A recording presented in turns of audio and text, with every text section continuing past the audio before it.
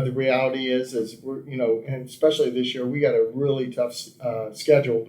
So going to get some pretty good teams. So, hopefully we can keep it going. I know the kids are, working hard at it. And, we worked hard since, January of last year. They had about a month off. I don't think our season ended till December 18th. And we got home on December 19th, on that Sunday because we were actually the last state game to play. So, they only got about a month off and they were right back to work. So lost some key players, but we retained a lot of good players. So a lot of returners, then our quarterback and running back and our linebackers and everything else like that. So, we're ready to make another push.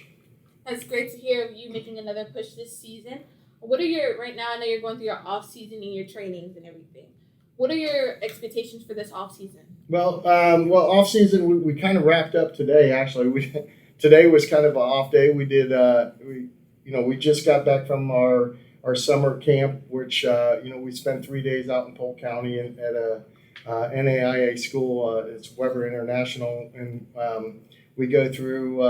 It's a full padded camp, and there's 6 teams there, and we get after it for 3 days, and it's 3 practices a day, and it's hot, and so I think we came out of it relatively pretty healthy. We only had one small minor injury, but I think this whole off season has been great. So we're winding it down now that the boys have off this weekend, and then that's the big grind all the way till December. So.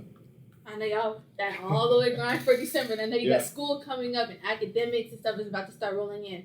So I know as a coach, you have to worry about the athletes and their academics. How do you manage that with them? Well, being here, this is my, I think, 28th year coaching. And I spent 18 years in public school at Armwood.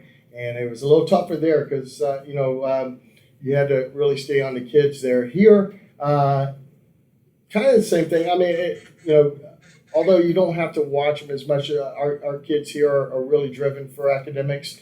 But the academics are tough, so it's zero tolerance here. If you don't come to school, you're not practicing. If you don't come to school, you're not playing in the game. So you have to come to school and you have to get the grades, and so it's still a constant. There's a few kids we have to keep an eye on and make sure that they're doing the right things in the classroom, and but it's the same that every coach does. It's just. I don't think I have to put as much emphasis here as say when I was at Armwood or at another school, or public schools. But so it's all really good. Okay, that's very good to hear. So when you're coaching these teams, do you follow a specific philosophy when training them, or just coaching them? What do you follow? A philosophy, yeah. Thing is. The expectations are always there for the kids. They know exactly what my expectations and my, the one thing I do have is I have great guys around me. I got, Gary Givens who does the off season outside the speed training, and I got coaches in the weight room, just multiple coaches in the weight room the whole year round. So, and I know in public schools sometimes that's hard to do because a lot of their coaches aren't on staff there, but we work out at 6 o'clock in the morning during the summer, just to do a little bit extra, just a little bit more, make it a little bit more discomforting to the guys, make them get up at 5 in the morning and get here and get their workouts in. Plus, it's a little bit cooler when we're running and everything else. So they there's a little bit of pushback, in the beginning, but after we get going. They tend to like it because they got the whole day to themselves. Parents like it because the kids are worn out at the end of the day. They want to get some sleep, and they know they're not going to be up all night because they have to be up at 5 in the morning. So, just little things like that, But I think it's just, the expectations. We don't do a whole lot of, taking roll call and punishing kids for not being here because we know that during the summer, it's not like in college or the NFL, they're not getting paid. Their parents go on vacations, and but and they got other sports. So we got 2 sport players, basketball players, baseball players that have their camps and things like that, which totally understand. just as long as they're not just sitting around doing nothing, eating potato chips and playing video games all day, I'm good with it. It's all about communication. And so, and I think because the kids expect, our seniors expect the younger kids to be there. I think that kind of polices itself, and it's not so much coming from the coaches as it's coming from the players of being accountable for being here and working out and making the team stronger. So. Which is great because I know sometimes you need that extra push, and I like the fact you say they need to get up at 5 a.m. to get that extra push in the morning for that 6 a.m. workout. Yeah. I know that's important because I know now since you have a lot of targets, it's like you need that one extra push for you to keep going and keep going and keep going, which is great to hear. So how do you keep your players motivated and the team morale high? Well, probably by introducing other things. Going to camp is a really big thing, and when we have some downtime, our guys, they got together and they made the freshmen stand up and introduce themselves and sing the alma mater and things like that. It's just keeping those guys entertained. Whether it be one day we'll go out there on the field and my speed guy here bring his music out, and we're just plugging it into the stadium, and now they got music while they're working out, just making it fun for them to be here. So, sometimes I feel sorry for the people who live in the neighborhood right behind us because we're there at 6 a.m, lights on, music blaring, and we're just getting after it, having a great time, and if it's not fun for them, then maybe they're in the wrong spot. So, but I think it's fun for them because it looks like they're still here. Yeah, they are. Yeah, they're still here, which is great. So I know back to when you said you were coaching. Why did you choose to become a coach for Jesuit? Oh, yeah. It wasn't like I was unhappy at Armwood. When I was there, I just happened, to have a conversation with our president about 10 years ago, and my son was, at the age he was a sixth grader at Stewart Middle School, and I was really looking for him to go somewhere, and whether it had been Middleton because he wasn't big into the STEM programs and stuff like that, or and then when this opportunity arose, I just had to jump on it. It was when I came and visited the school, it was somewhere where I definitely wanted my son to go. So and he graduated 2 years ago, and he's doing great in school, and he's a great man, and it did wonders for him. So that's really kind of the reason why I came to Jesuit, and then just their expectations, their dedication to excellence here, and everything that they do is kind of what led me over here. It's kind of a neat process. So. Which is great to hear because I know when you're not also worried about yourself, you're worried about the benefits of it because I know you're worried about your family and this. So you made it convenient for everyone and not just yourself. Yeah. Which is great. So how do you keep improving on a football team that is high performing? Yeah, it is. It's tough. You got to find something. There's when you come, at the end of the season, I evaluate myself. I evaluate the coaching staff and players, and it's important that you try to better yourself every single year. I've been doing this 28 years, and I still know that I don't know everything, and I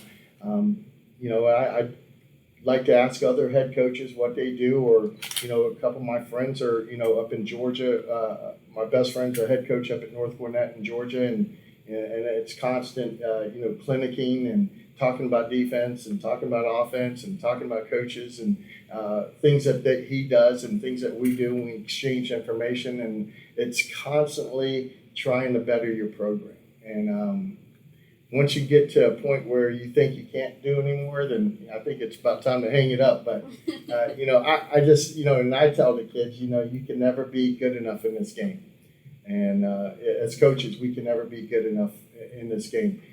So it's constant self-improving, team improving. What can we do to get better?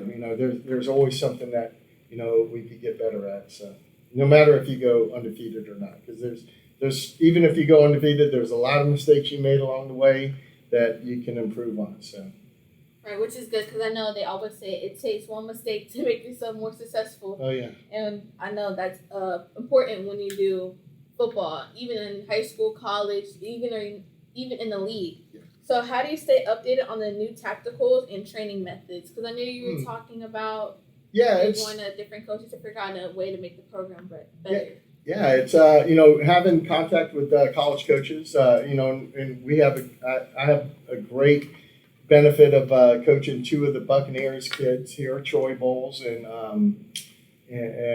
Bryson Goodwin. Both Troy is his dad's Todd Bowles and Bryson Goodwin's his dad's Coach Goodwin over there. So keeping in contact with all those coaches that coach on a higher level. College coaches, things like that, and just, going to their schools, finding out what they do, whether even at Weber, asking Coach Pock over there at Weber, what does he do to, just going through his regular practice sessions and his practice week, what do they do? Always trying to improve on things. Very seldom do coaches ever come up with things. It's usually passed down from coach to coach to coach to coach. I mean, every now and then you improve on it and add your little niche, but really it's always been taken, all the way from, some of the older coaches. Coach Osborne at Nebraska used to do some, the bigger, faster, stronger technique that came out of, really the Nebraska Cornhuskers football program, and I remember going to clinics and not just learning about football, but learning how to make our guys bigger, faster, and stronger. Learning how to manage kids and different.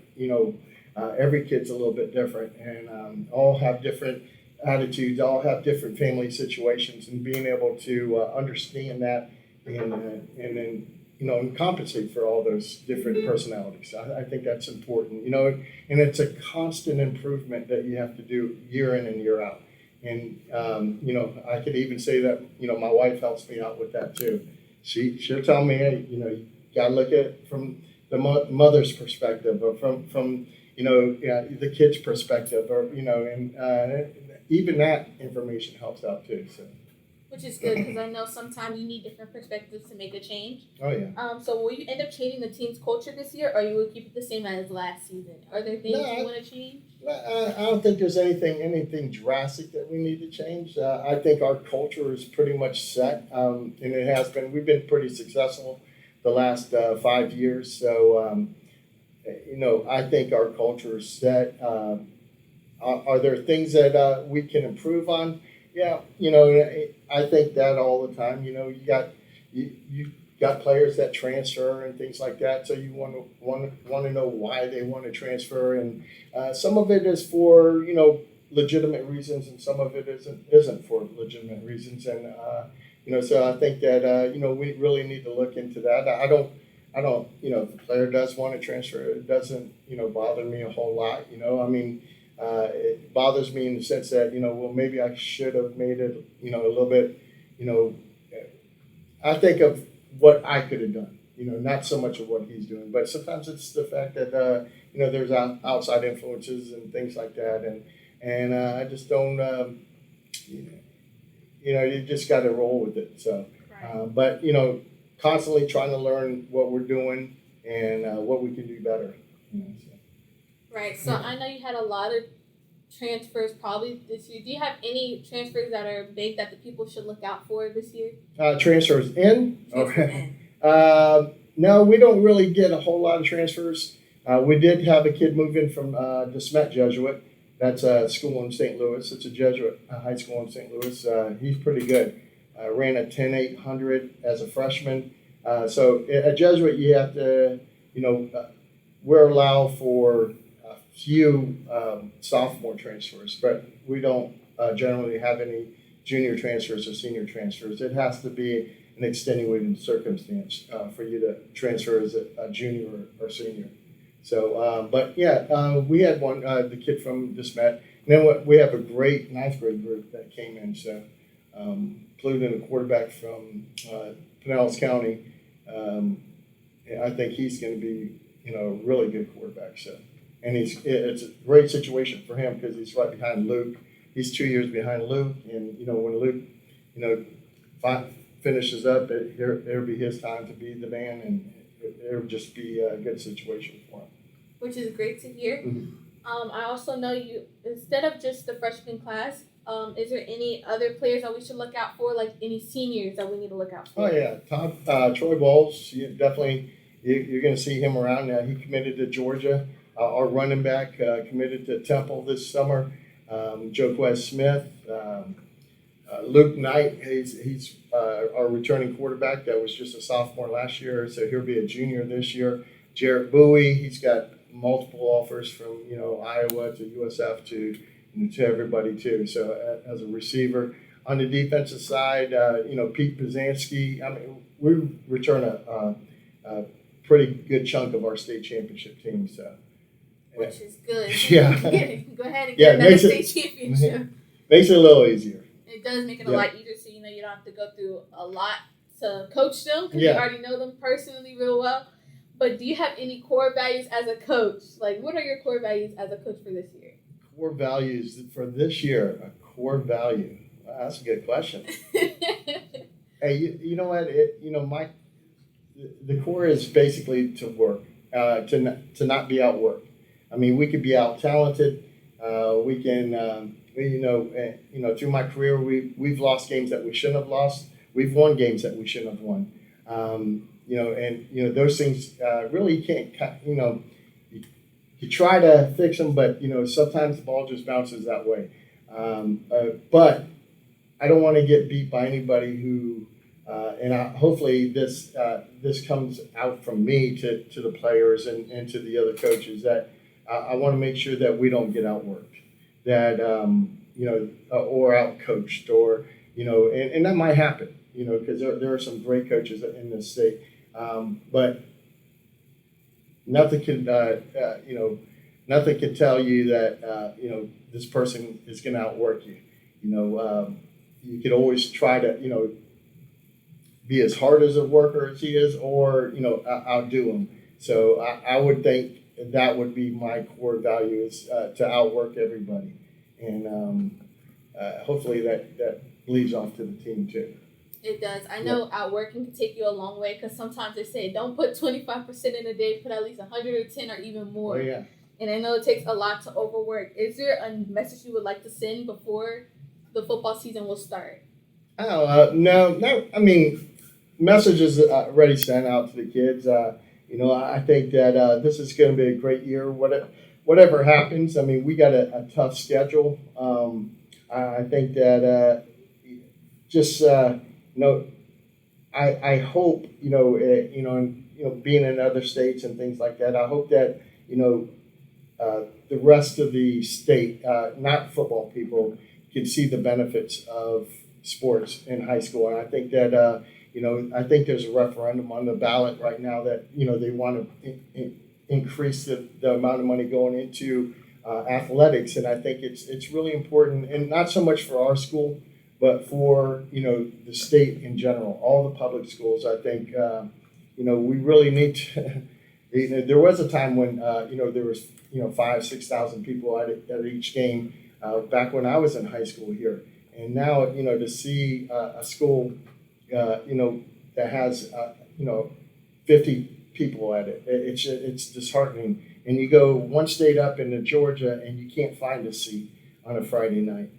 I think that we need to put more emphasis on getting people to our stadium. Maybe we don't charge them $9 to go see a state game. Maybe we charge them $4 or $5. The more people we get there, I think the better.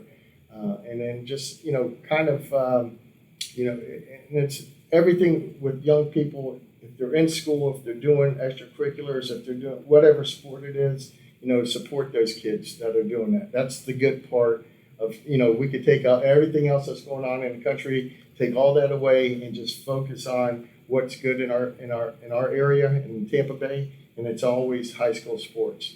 I mean, because it's pure. Kids are doing it for the love of the game. They're not doing it for money, and they're not doing it for anything else other than the love of the game. And I think we should celebrate that. So I know sometimes you need a big impact on people that comes to the games because sometimes it Yeah. makes you feel so good about the people that around. Yeah. And it makes it feel everyone's like, okay, we have a big team coming up with a big crowd. It makes you more pumped and more excited. Absolutely. And I know that takes a lot. Yeah, and Takes a lot. I really love what you're doing and promoting it from being a student and coming in and and you don't seem like you're intimidated at all, or coming in talking to coaches and putting the word out. I think this show is awesome for high school sports. I think what Preston Jackson does over at Big County Preps is same thing. He's out there promoting each kid and promoting the sport of football and or every sport really. And I think that we definitely need more people like you. So. Which is great. And I know my last question to ask you, okay. Do you have a big opponent that's coming up that you think is going to be tough? Oh, If we so, got we got several. Yeah, I mean, so we start off with Wharton, and Wharton's Coach Mike Williams out there, and he's got a good crew coming after us, and then we got Treasure Coast from over on the East Coast, Broward County School that's it's a perennial playoff team. Miami Columbus, which is they won 8A a couple of years ago at the state in 8A, and then we got Armwood and Tampa Bay Tech, and Hillsborough and Gaither, and Tampa Catholic and CCC. So we got a pretty tough schedule. So every week's we're gonna be on guard. So that is great because I know that's gonna be a tough schedule. I was looking at the schedule because I was like, okay, the goal is to be on one of their sidelines this year. So I was like, I'm going to be on one of them. Yeah. But when I am, I'll let you know. Okay, let me know and we'll set you up wherever you need to do. Okay, thank you for coming to the show, Coach Thompson. I'm glad Christina. to have you. All right, thank you.